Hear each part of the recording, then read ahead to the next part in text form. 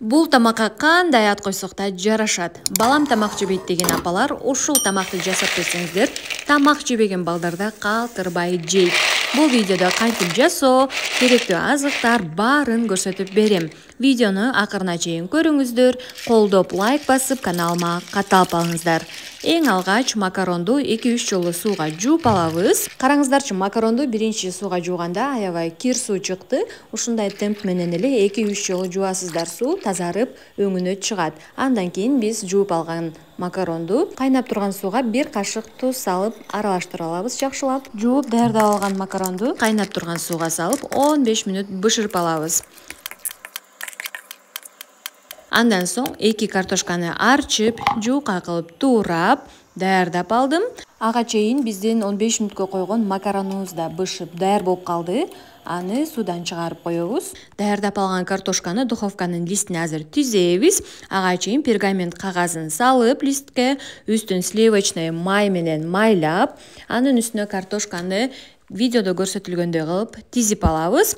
Тизип алган соң кетчупты сыйпайбыз.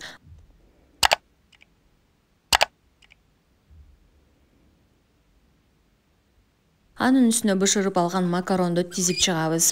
Аны да бир аз кетчуп менен сүйкөп, видеодо көрсөтүлгөндөй кылып баарын жасайсыздар.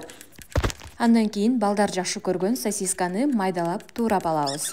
Даярдап алган сосисканы картошканын үстүнө теңдеп баарын жайып жакшылап салып алабыз. Андан кийинки биздин очередь бул болгар калемпирине келди. Болгар калемпирин дагы видеодо көрсөтүлгөндөй кылып майдалап туурап аласыздар.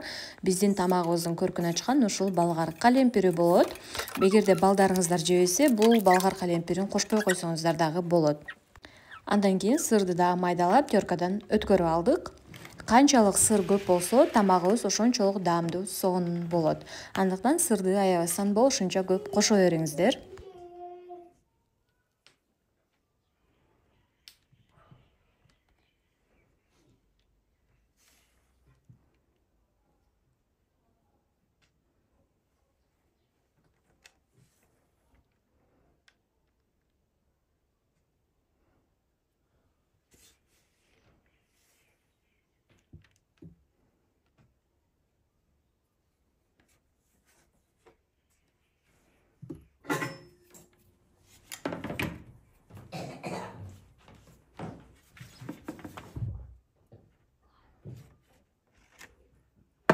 Баарын сонун кылып даярдап алган соң, эми биздин очередь жана бышырып даярдап алган макаронго келди.